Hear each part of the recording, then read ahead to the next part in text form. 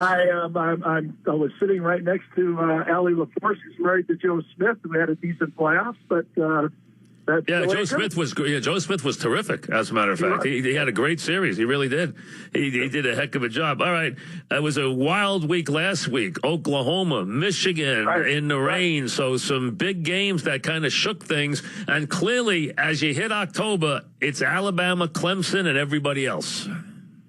I think Georgia's sneaking up a little bit too. You know, they have one of the things that I really believe that travels well in college football, and why it seems to me that Oklahoma stumbles every year with that wide open offense and maybe a above average defense. Georgia is going to travel a good defense. So, you know, I think they're maybe a little more limited on offense than what usually beats a good Alabama team. But, I mean, try to be foolish if you tried to sell anybody but those two teams right now as the teams to beat. Gary, what's happened to the rest of the SEC? It's really fallen off.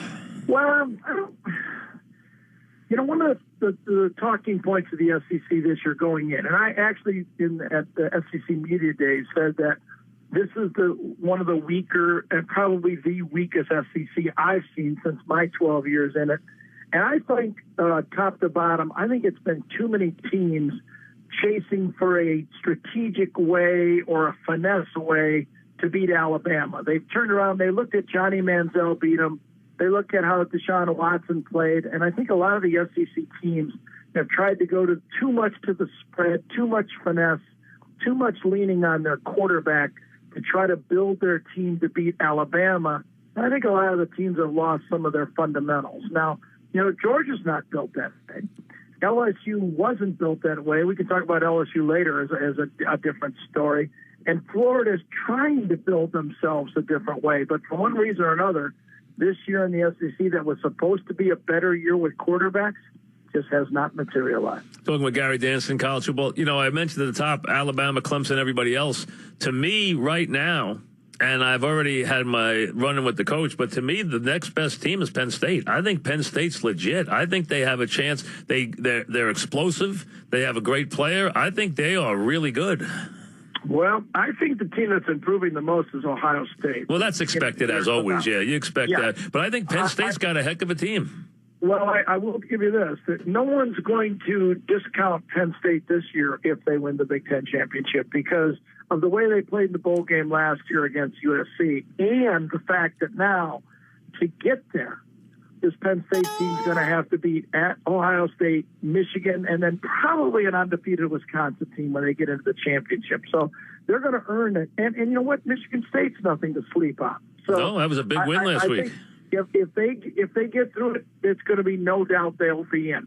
The other team, there are two other teams I do want to talk to you about that I know be right into your wheelhouse. One is, you know, Notre Dame. I thought they'd be off this year. They're playing some pretty good football. They are. Really they're doing a good job. They really are. They are. Georgia beat them with a back shoulder one-handed catch on third down that would have been a field goal. That's going to be a very good win for Georgia on their resume because, you know, Notre Dame continues to win. And that's going to unfold very interestingly because Notre Dame still has to go to Miami, which is the other team I want to talk about. Which I think tomorrow is a big game because I think Georgia Tech can beat them. Yeah, well, listen, Miami will be favored in every game the rest of their season until they get to the championship game when they play Clemson, if they get there. Their three toughest games, Georgia Tech, Virginia Tech, and Notre Dame are all at home. So conceivably, you know, one of the great names of college football, Miami, who have never played in the ACC championship, if they win all the games they're favored in, will get to the ACC championship, and they're legit on defense. Now, you know, offensively, they got some question marks, you know, but defensively, and I think Mark Richt has done a great job, and he's having a big-time recruiting class. Be very interesting if Miami reemerged as still, you know, one of the teams that they used to be. That's amazing because, you know, the idea of Rick never being able to get over the top, you know, never being able to win. You know, listen, won a lot of games. No question, won a lot of games. Well, he lost his job winning 9 games. Yep. you know, so you can tell what the Georgia fans felt about their football program that we have a lot of good football players, which the state of Georgia produces tons of great players. That's a great campus to recruit to. I mean, when you go see that place, I tell a lot of people, they ask me, what, one place would you go to on a weekend to really experience SEC football? And I go, there really are three to really get the feel of it: Alabama, LSU, but especially Athens. I mean, going to see a Georgia game, I agree. Is quite an experience. I agree. Between the hedges, we're talking with Gary Danielson as they get ready for a weekend. I'll tell you, you mentioned Notre Dame. They're scheduled the rest of the way: USC, NC State, Wake Forest, Miami, Navy, Stanford. That's a rough schedule. It is. It's one of the reasons I picked them to go 6-6 this year. I thought they'd have another disappointing season.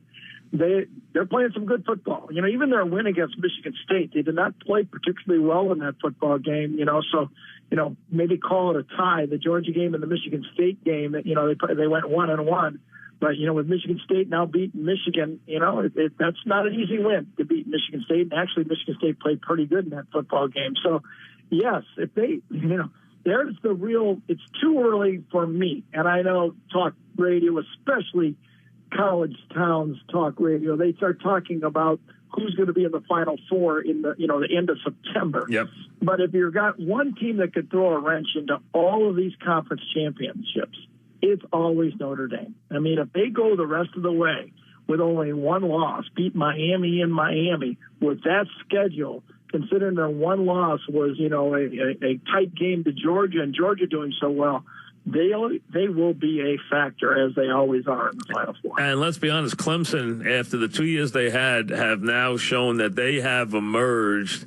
And It was an NFL scout who told me, he said, listen, that program, soup to nuts, is loaded. He said that's as loaded as anybody. He said they got players everywhere in that program. Well, you can go down and look at the NFL draft in the past 25, 30 years. There's special teams like USC, Ohio State, Alabama, Florida, Oklahoma, who have had back-to-back NFL drafts where they produced 15, 16, 17 draftable players in back-to-back years.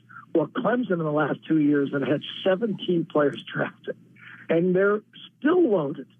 So, yes, Dabo Swinney, who was not a unanimous choice to take that job at the time, I remember a lot of people saying, what? Well, he has, taken that job and ratcheted Clemson up into the elite of college football, and you're correct. I mean, Kelly Bryant has come through for quarterback at him. That was the big question mark. But, yeah, nobody wants to play Clemson because they are elite on the offense, defensive line, and at wide receiver this year, and their secondary has got great athletes who are growing into the job. All right, as we start to head into the middle part of October here, as we get towards Halloween and get to the serious part of the schedule, who's the Heisman favorite right now? I think still Barkley. I really do. I agree. He's had some not big-time stat days, but I think he's a good story. He's electrifying, too. He's an electrifying player. And it's always, I think it was on your show early, you asked me about Barkley, and I said, he's got to show me as a running back he's willing to play. I've seen so many of these running backs in their senior year that have one eye on the NFL. They get a lot of guys whispering in their ear that you only have so much tread on the tire, make sure you don't get hurt. Well, Saquon has run well. He's run electrifying. And I will, I played with a guy, Billy Sims, in my days with the NFL. Great player. And then right after that, I broadcasted a lot of Lion games with Barry Sanders. And Barkley, to me, is a cross between the two. As strong as Billy Sims is, or close, let's say he's 90% there, and he has those elusive moves of a Barry Sanders. I think he's going to be a tremendous pro back. And how about last year there was so many people, including me, who were down on Fournette. How about 180 yards and 2 touchdowns against the Steelers? Well, and that's why I question how Barkley would approach this year, or all running backs. Remember, Leonard Fournette felt he was so valuable, and his body was so valuable to him. He didn't really want to play 90%. That's what I liked about Cook, is that he played hard all the time. Too bad he got hurt because he was playing great. They loved him there, too. Absolutely loved him.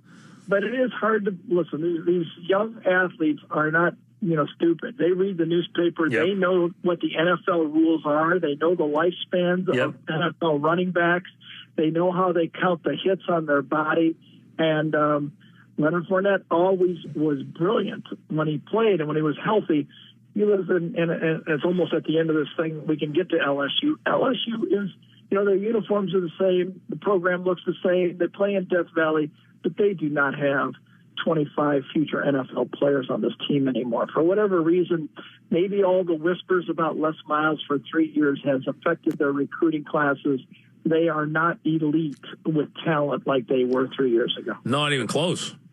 Nope. No. And LSU had so many defenders who were great players. Well, so many. Let me give you just an example. I don't think I've ever seen this, especially in an SEC football game. Tomorrow, LSU will line up with 3 true freshmen starting in their offensive line against one of the elite defensive lines in all of college football, Auburn. Auburn has as much talent in their defensive line. They go 8 deep as anybody in this league, including Alabama. That's unbelievable. Listen, thanks. We'll talk next week. Appreciate it. Thank you, Gary. All right. Thanks, Mike. Gary Danielson.